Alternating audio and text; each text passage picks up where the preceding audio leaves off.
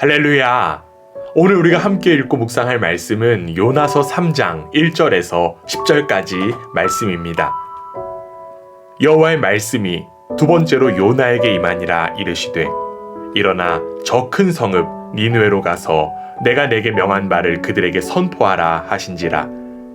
요나가 여호와의 말씀대로 일어나서 니느웨로 가니라. 니느웨는 사흘 동안 걸을 만큼 하나님 앞에 큰 성읍이더라.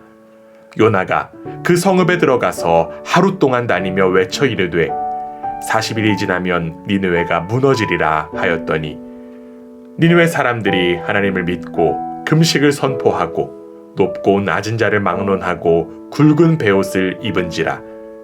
그 일이 니느웨 왕에게 들리매 왕이 보좌에서 일어나 왕복을 벗고 굵은 베옷을 입고 제 위에 앉으니라.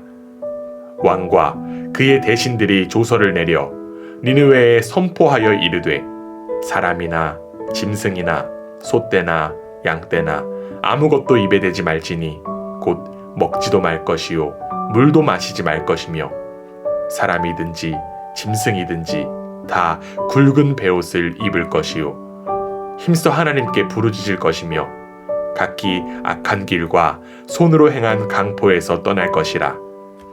하나님이 뜻을 돌이키시고 그 진노를 그치사 우리가 멸망하지 않게 하시리라. 그렇지 않은 줄을 누가 알겠느냐 한지라. 하나님이 그들이 행한 것 곧 그 악한 길에서 돌이켜 떠난 것을 보시고 하나님이 뜻을 돌이키사 그들에게 내리라고 말씀하신 재앙을 내리지 아니하시니라. 아멘. 하나님께로 삶의 방향을 돌이켜 하나님을 주인으로 모시며 살아가는 여러분 모두를 주님의 이름으로 축복합니다. 지난 한 주간 한국에서는 감리교회 연회가 있었습니다.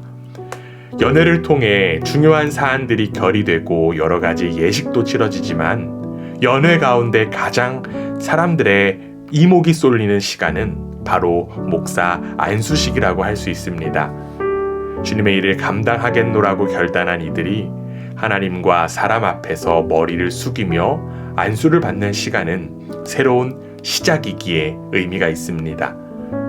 안수 예식을 통해 목사직을 감당하게 될 이들은 앞으로 선지자의 역할을 감당하면서 하나님의 말씀을 온전히 전하기를 결단합니다. 우리가 말씀을 통해 살펴보고 있는 요나는 하나님의 말씀을 전해야 하는 선지자였습니다. 불순종의 아이콘으로 자리 잡은 요나이지만 요나의 행적과 결과를 보면 참 능력 있는 선지자였음을 확인할 수 있습니다. 다시금 요나에게 하나님의 말씀이 임했습니다. 오늘 본문 2절입니다. 일어나 저 큰 성읍 니느웨로 가서 내가 내게 명한 바를 그들에게 선포하라. 1장에서 이미 임한 하나님의 말씀이 다시금 요나에게 임했고 이제 요나는 그 말씀에 순종하여 니느웨로 향합니다. 처음부터 요나가 니느웨로 향했다면 요나서의 3장의 내용이 1장에 기록되었을 것입니다. 요나는 사흘 길을 걸어서 니느웨로 들어가게 되었고 그는 하나님의 말씀을 니느웨 사람들에게 선포했습니다. 4절입니다. 40일이 지나면 니느웨가 무너지리라. 그가 참 어렵게 니느웨 성으로 들어온 사실을 우리도 잘 알고 있지만 아마도 요나가 그 힘든 여정을 가장 잘 알았을 것입니다. 그렇기 때문에 그가 선포해야 할 메시지는 그 어려움이 담겨야 함이 마땅할 것 같습니다. 그런데 그가 외친 말은 단 5단어로 된 짧은 문장에 불과했습니다. 특별히 그가 외친 하나님의 말씀을 원어로 보면 아직 40일이 남았다. 니느웨가 무너질 것이다. 요나는 니느웨 성이 무너지는데 앞으로 40일이 남았다라고 하는 것을 강조했습니다. 물론 그가 외친 메시지는 틀린 말이 아닙니다. 그러나 그 문장은 결코 하나님의 마음을 온전히 전한 메시지가 아니었습니다. 하나님은 악독에 빠진 니느웨 사람들이 삶을 돌이키는 회개를 하기를 원하셨습니다. 심판을 위해서 하나님의 선지자를 보내신 것이 아니라 구원을 위해서 보내신 것입니다. 그러나 요나는 하나님의 마음이 못마땅했던 것 같습니다. 요나는 니느웨가 심판을 받는데 40일이나 남았다는 사실이 탐탁지 않았던 것입니다. 그는 니느웨 사람들이 이방인들이기에 하나님께서 즉각적인 심판을 하실 것을 기대했고, 그렇기에 그는 니느웨 사람들을 향해 단 하루 동안 짧은 문장을 선포한 것입니다. 어렵게 도착한 니느웨인데 그에게는 단 하루 정도로 그친 하찮은 땅이었던 것입니다. 요나는 하나님의 말씀을 전하기는 했지만 온전히 전하지는 않았습니다. 하나님의 마음을 살피기보다는 어쩔 수 없이 그 일을 감당한 것입니다. 요나의 불순한 의도에도 불구하고 하나님의 일하심이 니느웨 땅에 임하게 되었습니다. 니느웨 사람들은 요나의 단 하루의 선포에도 귀를 기울였고, 그들은 하나님을 믿고 금식을 선포하며 굵은 베옷을 입게 되었습니다. 더 나아가 니느웨 왕은 백성들보다 더욱 심각하게 반응하게 되었습니다.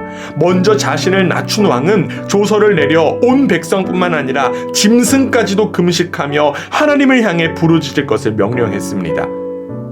요나는 하나님의 말씀을 대충 선포했지만 감사하게도 니느웨는 그 말씀의 삶을 온전하게 돌이키게 된 것입니다. 그리고 그들의 회개로 인하여 결국 하나님도 뜻을 돌이키시어 니느웨 땅에 재앙을 내리시지 않게 되었습니다. 앞서 이야기한 것처럼 어쩌면 요나는 능력의 선지자라고 할 수 있습니다. 대충 짧게 하나님의 말씀을 전했지만 모든 사람이 하나님께로 돌이키는 결과가 있었기 때문입니다. 결과가 좋다라고 해서 그가 능력이 있다고 평가하기는 어려울 것 같습니다. 사실 그의 모습은 오히려 니느웨 사람들과 대조적입니다. 그들은 이방인들이었지만 하나님을 향해 제대로 반응했고 삶을 돌이켰습니다. 그러나 요나는 하나님의 선지자라고 하지만 자기 멋대로 그 말씀을 판단했고 자기 멋대로 전했습니다. 고난 속에서 하나님을 향한 감사와 기도를 하기는 했지만 그가 온전한 회개를 했다고 하기에는 어렵습니다. 사랑하는 교우 여러분, 그렇다면 우리는 요나입니까? 니느웨 사람들입니까? 저는 요나를 통해 저의 모습을 보게 되었습니다. 하나님의 말씀을 전하는 자로서 그 일을 대충 감당하고 있는 것은 아닌지, 말씀과 사역으로 인한 돌이킴의 열매가 있더라도 그 일이 하나님께서 하신 것임에도 불구하고 나의 만족과 교만으로 이어지는 것은 아닌지 돌아보게 되었습니다. 저뿐만 아니라 여러분에게도 요나의 모습이 느껴진다라고 하면 이제는 돌이키기 원합니다. 하나님의 말씀을 내가 판단해서 가감하는 모습이 있습니까? 하나님의 말씀을 어쩔 수 없이 순종하는 척하면서 대충 그리고 빨리 그 일을 감당하고 있지는 않습니까? 이제는 삶의 방향을 하나님을 향해 온전히 돌이켜 온전한 순종의 삶을 살아가는 우리 모두가 되기를 원합니다.